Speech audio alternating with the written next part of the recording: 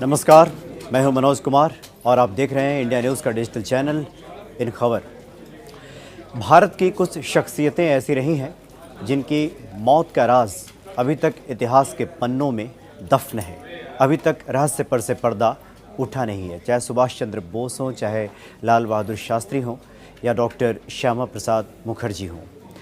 आज हम बात करेंगे डॉक्टर श्यामा प्रसाद मुखर्जी की। जनसंघ की स्थापना की श्यामा प्रसाद मुखर्जी ने और उसके बाद जो भारतीय जनता पार्टी के रूप में स्थापित हुआ, लोगों के सामने आया। दरअसल श्यामा प्रसाद मुखर्जी नेहरू मंत्रिमंडल के सदस्य हुआ करते थे, लेकिन कश्मीर मसले पर उनकी नीति बिल्कुल अलग थी। वो नेहरू के मंतव्य से बिल्कुल सहमत नहीं थे। अनुच्छेद 370 के खिलाफ थे श्यामा प्रसाद मुखर्जी और उसके बाद कश्मीर गए। इसी की मुखालफत करते हुए उस वक्त कश्मीर जाने के लिए भारत सरकार से अनुमति लेनी पड़ती थी और कश्मीर जाने के बाद रहस्यमय परिस्थितियों में उनकी मौत हो गई। नेहरू से कई बार यह दरख्वास्त किया गया कि उनकी मौत की जांच कराई जाए, लेकिन नेहरू इसके लिए कतई तैयार नहीं थे। अब इस पूरे मसले को लेकर एक बार फिर से बीजेपी मुखर हुई है और लगातार ये मांग उठ रही है कि डॉक्टर श्यामा प्रसाद मुखर्जी की मौत किन परिस्थितियों में हुई, यह जानना देश को बहुत ज़रूरी है। दरअसल ये जो पूरा मसला है, मुखर्जी चूँकि शुरू से ही जम्मू कश्मीर से जुड़ी नीतियों पर नेहरू के रुख से सहमत नहीं थे और उन्होंने संसद के भीतर और बाहर इसका पुरजोर विरोध किया था।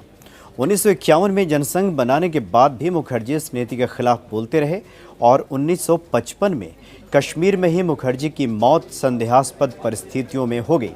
मौत के बाद कई लोगों समेत मुखर्जी की मां जोगमाया देवी ने भी मौत की जांच किए जाने की मांग की थी, लेकिन नेहरू ने उनकी चिट्ठी को नज़रअंदाज किया और यही कहा था कि मुखर्जी की मौत के पीछे कोई रहस्य नहीं है जिसकी जांच हो।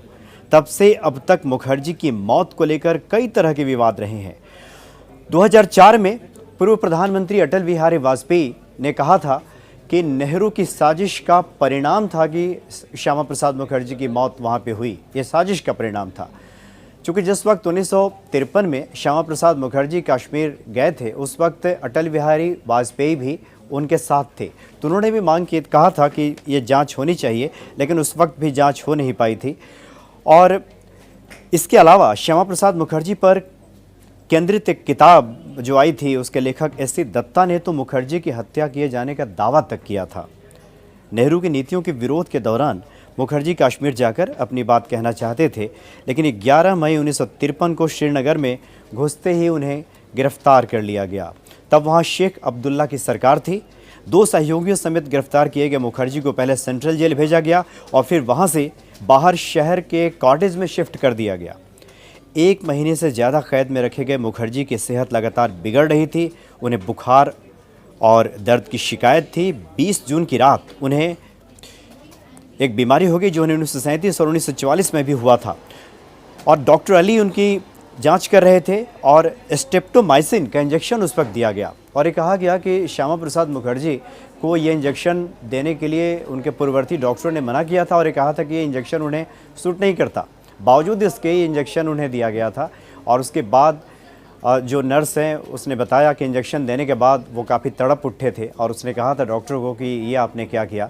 और उसके बाद जैसा कि तत्कालीन सरकार नेहरू गवर्नमेंट द्वारा ये बताया गया कि हार्ट अटैक से मौत हो गई है श्यामा प्रसाद मुखर्जी की।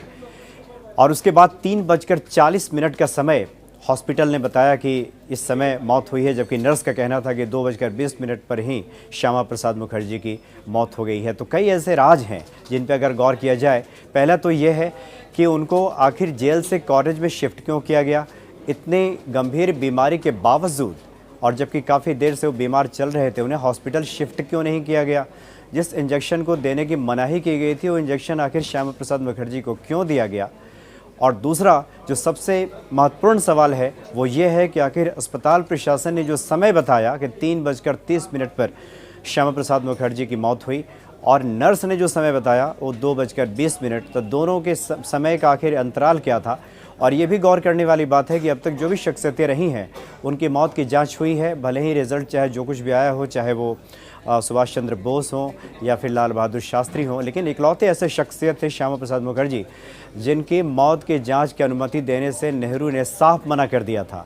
तो ये समझ से परे है कि आखिर नेहरू क्यों ऐसा नहीं चाहते थे कि इस रात से पर्दा उठे और सबके सामने बात आया कि श्यामा प्रसाद मुखर्जी की मौत किन परिस्थितियों में हुई। चूँकि ये जगजाहिर है कि नेहरू के मत से उनका मत बिल्कुल नहीं मिलता था और कश्मीर समस्या को लेकर जो उनके विचार थे या कश्मीर में जाने के बाद, चूँकि उस वक्त की परिस्थितियों की बात करें तो उस वक्त शेख अब्दुल्ला की सरकार थे और प्रधानमंत्री वहाँ उस वक्त कहे जाते थे जो तत्कालीन परिस्थितियाँ थे उसके अनुरूप।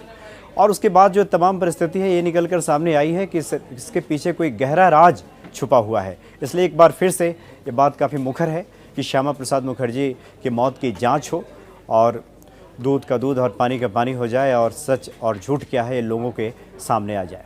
फिलहाल इतना ही, आप देखते रहिए इन खबर। नमस्कार। इन खबर चैनल को सब्सक्राइब करें और बेल आइकन दबाना ना भूलें।